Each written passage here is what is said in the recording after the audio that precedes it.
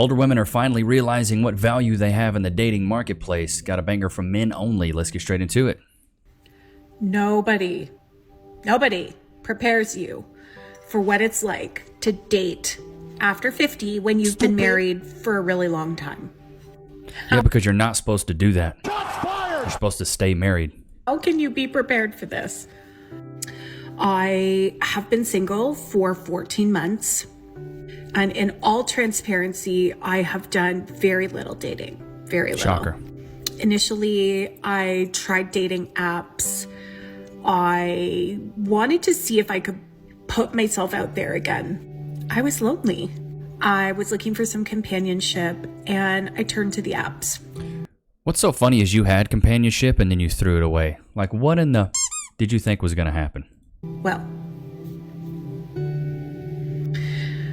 that's a whole other video. One thing I hear from so many people my age is the older you get, the more difficult dating becomes because the less willing you are to compromise on things. No, it's not the less willing you are to compromise. It's the less men want you. We talked about this the other day with some big back women. Big back. But it's the same thing with older women. In what part of history did women that were older or women that were bigger be the top choice for high-value men? Don't worry, I'll wait. That's right, because it was never. Stop thinking as you get older, you're going to have more eligible men that are going to come your way. Ladies, you have a time clock on your dating market value. You need to realize that. The older you get, the harder it gets. That's why I say by 27, ladies, you need to look to sell. You need to try to find a man. 30%, you're 50% off. 35, you're on the clearance rack. 40, you're at the outlets. 50, you're at the Salvation Army. And 50 plus, I hate to say it, but you're a free sample at the mall. This woman right here is nearing free sample at the mall. Why would you throw away a relationship that you'd been in with this man for 20 probably plus years to think you're going to do better? You got to be Delulu. You must be working overtime at Delulu Lemon. There's no way you thought you were going to do better. Do you guys agree? She's out here saying no. Yeah, no, we don't agree. But I mean, it does get harder, yeah. But the thing is, you had your chance and you blew it. You shouldn't be out there in these streets trying to date 50 plus. Nobody teaches you. Nobody prepares you for this stuff because it's not something that should be happening. Get the French toast out of here. Lady, you should have stayed married to the man that you were with. You built a life with this man. What's the next man going to come in and get? Most high-value men, or most men that are of value, they're going to want to come in and build something with a woman. You've already built it up. There's nothing else to build. So what are you talking about? Being called cute by a man that I'm potentially interested in. If a guy calls me cute, I assume he does not think of me in a sexually attractive way. Like, you call your little sister cute or your little brother cute, not someone you think might be your girlfriend, right? Unreal. She's literally... No, we could absolutely call you cute. I think a man that might be interested may 100% call you cute. The problem is you ladies think that you deserve pretty, beautiful, or gorgeous. And I always tell men, younger men especially, make these women earn these titles. Don't call them pretty, beautiful, and gorgeous off the rip, because then what's next? What do you call her when she is pretty, beautiful, or gorgeous? I call women cute. I call Cass cute for a long time. And when she's dolled up, she gets the beautiful or gorgeous thing. For my divorced and separated people going through divorce, how long did it take for you guys to want to start dating again or start dating again? Like, did you wait until your divorce was finalized, or did you date like during the process? Or I'm just curious, not really for any kind of purpose. I just kind of want to read people's stories, I guess. So I'm just over here being a curious little person. No, you're desperate. Call it like it is. You're asking these questions because you legitimately want to know, because right now you are alone. Because I've been separated for 8 months now and really haven't really entertained the thought of anyone up until here recently. So I'm just kind of like It's the 8 to 14 month mark where women start to feel really alone. Those first 6 months, they're like, yeah, city girl lifestyle. I can go out here and be a runner. But then after that, 8th, 9th month hits, they start to get really alone. Like, I just want a companion. I just want somebody that's going to be there for me. You had that. You had your chance, and you blew it. Wanting some opinions, like what's wrong, what's right. I mean, there's no right or wrong. What's wrong? You are the problem. wrong way, I guess. I just, like I said, I just want to read through some opinions and kind of get a little inspo and perspective on the whole situation. These women are seeking dating advice like it's a Pinterest board. Looking for some inspo, maybe a mood board. She's divorced and... Bro, lady, you're divorced. You had a shot with your man. You had a good relationship. Maybe you should have gone to therapy. Maybe you should have put more effort into the relationship you already had. This is why I always say, like, the universe gives you like 3 chances, bro. 1 relationship, 2 relationship, 3. Really, after that, you don't get a ton. And with marriages, I think it's one and done. If you don't get the first one right, the likeliness that you're going to get the second or third or fourth one right, pretty slim, man. It's going to be harder and harder. You know, sometimes people get through the first marriage just because they're dumb and young, dumb, and full of cum, as I would say. The second one, typically people marry for money. And the third one, people just marry because they don't want to die alone. Chat, put a 1 in the chat if you agree. But for ladies like this, it's like, you don't need to be worrying about the next relationship. You need to go figure out what's wrong with you. The common denominator in all your failed relationships is you. So go figure that part out, and then maybe you can get into another, good relationship. Piece of information you guys didn't know about me, and I'm gonna give it to you because I'm just in that mood today. I don't give a shit. I just ordered 2 freaking meals. I'm like bed rotting all day because I can. But modern women are oppressed.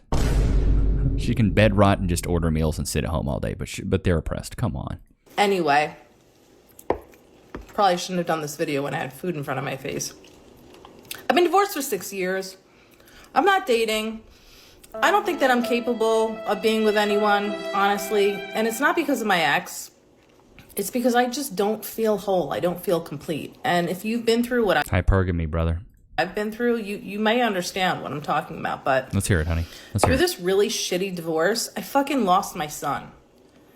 And it's nothing. Wow. That says a lot. Because for a woman to lose custody of a child, it takes a lot. But a freaking heartbreak. Like every single day, my heart is heavy. Anyway, the point of this video is that if you are a victim of parent alienation, it's one of the most difficult things you could possibly go through aside from losing your own child. Oh, so you're resonating with most of the men that get their child taken away from them. Okay, cool. It's good to know. And I don't think that people talk about it enough. I don't think that people share enough about it because it's really hard. Is she honestly realizing that she's in the same boat as a lot of men out there? Goodness gracious. It's really difficult. Anyway, I don't think that I can date again and move forward because I feel like I'm leaving my son behind. It's like I'm waiting for my family to be complete again. There's a part of me that is on standstill. I've been on standstill for 6 fucking years. And I just don't know how to get past it. Now I'm gonna eat. Therapy. That shit's so good. I also got an eggplant parmesan hero with extra sauce on the side. Anyway, have a good day. These women really do be thinking everybody cares what they're eating, care about what they got going on in their life. Honey, go to therapy. Go to therapy. Get a counselor that puts you in your place. Get a therapist that puts you in your place and calls you out for all your BS and gives you a reality check. This is why I started doing the one-on-one consultations, because a lot of people get to just live in Delulu land and they never have to face the true reality of what their life is really like. Like, bro, you need somebody who can give you a reality check. And if it's not your partner, it's not your friend, who's it going to be? Let it be Levi Nichs. Book a one-on-one chat in the description below. Single mom is really hard. It's so overwhelming and exhausting and emotionally draining. Yeah, you're not supposed to be a single mom. You're supposed to have a husband. I am so overstimulated and overwhelmed. And I just want a break. And I'm not complaining. Then what the are you doing? You're complaining right now. Oh! Stop lying. Because I love being a mom. And I wouldn't trade it for anything, but it's really hard when you have to do it all on your own. So, if you have a single mom friend, hug her. Tell her that she's doing a really good job. No, I don't have any single mom friends, and I don't think they're doing a really good job. Shots fired! Because she needs to hear it. She's saying being a single... No. Why would I tell a single mom she's doing a good job? you're not doing a good job. That's the whole problem, is that we're praising women for doing things that they're not supposed to be doing. You're not supposed to be a single mom. You're supposed to be married, have a husband, and raise a child in a 2-parent household. The studies are overwhelming when it comes to the fatherless activities that single moms succumb children to. We've read them. 60 to 70 to 80% of all the degeneracy in this world are from single mother households. That's the problem. It's just wild to me they can't figure this stuff out. It's truly sad. And you know why? That's because navigating the dating scene can be absolutely brutal, but so can dealing with the aftermath of an accident. Have you ever been involved in a personal injury case? Over the years as an image consultant, I've worked with many clients recovering from workplace accidents, car accidents, and more. And I was actually shocked to learn how often people lose their personal injury cases. That's why I want to talk about Morgan & Morgan, America's largest injury law firm. They specialize in a wide variety of personal injury cases, and they've won thousands of big cases. And if you end up working with them, they're going to fight for the money that you deserve. Just recently, Morgan & Morgan solidified verdicts in Florida of $12 million and $26 million in Philly. That's up to 40 times the highest insurance offer. And I'm telling you, your case could be worth millions. If you've been injured in an accident, don't wait. You can go visit www.forthepeople.com/Levi, found in the description below, to start your free claim today. Y'all know what time it is. Can we get some freeze in the chat? Loki. Free. Really likes these kangaroo jerkies. Shout out to Des Shannon for these. Nice and crunchy, good texture. Seems like the flavor doesn't upset his tummy. Great buy. Terrific buy. If you guys do want to send Loki treats, you can in the P.O. box below in the description. Just make sure they're small. He's only a 45-pound dog, so we really can't take, he can't do these big pig ears or these massive ostrich tracheas. Appreciate the folks, Carbon. I appreciate you sending those, but they're just too big, bro. They're just too big. Let's get back into this. Back from a first date with a guy I met online, and I swore off online dating like a year ago, but I just had this feeling I should try again, and it wasn't bad. It was actually like I matched with one guy. I think I'm done with the app because they're all gross. Like, he was a good match, and it was a good date. I had a really nice time. Great guy. He was cuter than his pictures. Like, I would go out with him again.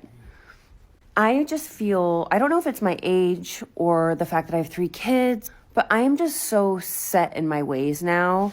I feel like there's just like a comfort level to my life now that I feel like it would take a lot for me to change that. And I would love a partner, I would love, what are my animals doing right now? Like, what is happening?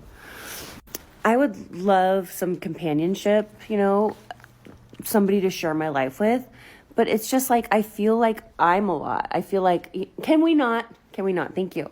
I feel like, look at, I've got a zoo. I've got a freaking zoo here. I've got a zoo. The stories write themselves. Look at this woman. She's got 3 kids. She's divorced. She's got 3 animals. Honey, you got all the companionship you could ever want. Shots fired! Animals, kids, but they still want a man at the end of the day. Notice how she said she went on a date with a guy. He checked all the boxes. Nice guy, good looking, looked better than his pictures. It was a good date. I'd go out with him again. But she didn't say but you could kind of feel it in the insinuation of what she was saying. Hypergamy. These women are just never happy with what they have. That she wasn't happy with her husband. And the thing is, she looks good for her age. I'm going to keep it a buck. She looks good for 40, especially white women because they age like yogurt. Left out in the sun in Texas in July. But she looks pretty good for her age. Her problem is her attitude. More than likely, it's just who she is as a person, her personality, and her character that men just don't want to dive into. That's the sad truth of it. I've got 3 kids. I have my past. I have my ex-husband. I have, my dysfunctional family. I have my, my story, my sobriety. Oh, just cat butt in your face. Gross. Like, I'm not... I'm going to keep it a buck, bro. I do not let, like Loki, not allowed on the couch, not allowed on the bed, not allowed on any furniture. Floaty 18-year-old. I'm like a full-on grown-ass adult with this like full life. But mostly, it's more of like, I don't know if I'm insecure about that. I guess I'm just figuring it out. But I am so... You're figuring it out? You're 40 years old. Don't you think you should have it figured out by now? Shots fired! Set in my ways now. It's like, I love my mornings. I love my evenings. I love the way I eat my own food. I love my space. I love putting on my makeup alone. So it's like, how does somebody fit into all of that? And they've got their own stuff, if they're They don't fit into that. single dad. There's just so much. It takes so much work. Jesse, seriously? And I just don't know if I have what it takes. Maybe do any other single moms out there feel this way? Like, it would take a lot of work, a lot of effort. Is it worth it? Like, I guess so. I guess relationships are worth it. I don't know. It's a lot. I'm a lot. Imagine being a 40-year-old woman and having to go back and forth in the mental gymnastics that this takes to kind of justify wanting a relationship. Honey, you're 40 years old. You're darn near 50. What are you talking about? You don't know what to expect. Maybe a relationship's worth it. Maybe it's not. It's just the back and forth of it all. Hot ass. So that's a lot, I guess. She's a single mom of 3 in her 40s. And it's like, honey, it's a wrap for you. That ship has sailed. You should have stayed with the man that you gave the highest honor and gave him children. You should have stayed with him. You should have tried to work it out. You shouldn't have. It's just so wild to me. It's like the stories write themselves. Like, you can't make this stuff up. So is anyone else on the same page that obviously dating apps are just like not the thing for us, but also going out in real life and trying to find someone is also challenging and difficult? And so, you know what these women are finally realizing? These women are living the reality that a lot of men in their 20s have to live. You're invisible. High-value women that are pretty beautiful and gorgeous, really don't see you as a 20-year-old man unless you have a lot of resources or you're a 6-foot Chad and you look really good and things like that. These women are finally realizing what it's like for us as men. This is why most men, at least in my opinion, unless you're a simp, we don't have sympathy for these women or empathy, because you're living the reality that we've always had to live. Loki, all the way on your place. All the way on your place. All the way on. Lay down. You've got to stop putting your paws on the floor. You have to, okay? You're being bad. We need discipline around here. But these women are finally realizing that they're living the life that men in their 20s have always been living. They're invisible, and I think it crushes them because they're used to having so much attention. Imagine having all that attention in the beginning stages of your life, but then as you get on to later in your life, you get no attention. It would be ego crushing, and that's what these women are going through. But the problem is a lot of these women think as they age, their value goes up. Well, I have more experience. I have more things. I have more resources. I have more experiences. Men do not value that. We do not value your experience, your age. We do not value any of that. We value your youth, fertility, your weight, your aesthetic, your looks, things like that. So what are we doing? For me, I decided to tag my friends in because I believe like attracts like. I think my friends are fantastic and amazing. And I've never actually asked them to set me up. I've never actually asked them for support in dating. So here we go. Let's see what 2025 brings with everyone in my friend group, and maybe even on here, I don't know, helping me look for my guy. Here's to 2025. She's sitting there. It's so funny to me as women get older. They're like, well, I'm ready to settle down now like Vivica Fox. Vivica Fox went out there and got a BBL at 60 years old. Talking about I'm ready to settle down. Honey, that ship has sailed. That ship has sailed. Let's look at Vivica Fox then and now. Bro, just look at this, bro. Like, she used to be a fox. Like, let's keep it a buck. Vivica Fox. In our early years. This is what we have to deal with now. Porky the Pig looking. Big back. Baby girl, nobody wants that. They wanted you here. They don't want you here. And this is what a lot of women, it's the Vivica Fox effect, right? When they were young, they had all the choices in the world. But women are hypergamous, so it's hard for them to go make a choice. But now they're like, well, I want to settle down. I want a man. Like, what's going on? Well, you had a chance to get a man. And chat, let me know if you agree with the way I kind of break this down. Like I said earlier, at 27, ladies, you need to sell. At 30 years of age, you're half off. 35, clearance rack. 40, you're at the outlets. 50, Salvation Army. And 50 plus, like 60 or 55 and up, you're a free sample at the frickin' mall, dude. It's a harsh reality, but I think the quicker that women realize it, the faster they can get a little bit of fire under them and say, man, I need to find a man sooner rather than later. And ladies, I know we have some women in here that are single, some of them are in relationships, but ladies, as you get older, you have to realize that if you do want to date in this modern dating market, you're going to have to provide just as much as a typical man would in a relationship. Because the thing is, any high value man isn't going to want a woman that's older, especially not older than him, or not extremely good looking for her age. If you don't want a high value man, that's fine. You attract what you are. Life is a mirror, not a window. Figure out how much money you make. Be realistic about the standards of how you look and your aesthetic, and go find somebody that's right on par with you. If you think you're a 4, go find you a 4. A 4 of a man would be a guy that's 5'9", who makes $50,000 a year and is a little chubby and overweight. That would be a 4. You don't qualify for an 8, 9, or 10. But go find a man that has a job. Ask your friends, ask your exes. This is something I did when I got a little bit older. I asked all my exes, what was it like dating me? Try to go learn from them. What are some of the things that you thought were red flags in me? What are some of the things that I did well? What are some of the things you think I could work on for my next relationship? I bet most people do not ask their exes. Go ask your ex. What was it like dating me? How did you experience me? I've asked this question when I've done some of these one-on-one consultations to people, and they're like, I don't know what they would say, because nobody asks that. You want to get better at dating. You want to get better at being in a relationship. You got to learn from your past relationships, because if you don't learn, you're losing.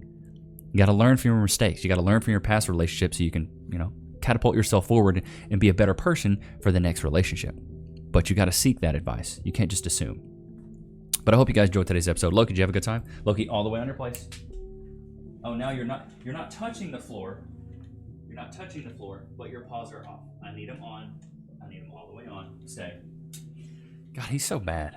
Got to get some more structure with him. But I hope you guys enjoyed today's episode. Don't forget to go to LeviNichs.com. I've added some merch from Ricky Sickle. Shout out to Ricky Sickle. Added some new t-shirts, added some new designs. So go to LeviNichs.com. Go cop the 2 ebooks, the 4 Pillars of Personality and the 4 Steps of Style that make you irresistible to women and respected by men. I will see you guys tomorrow, man. Peace.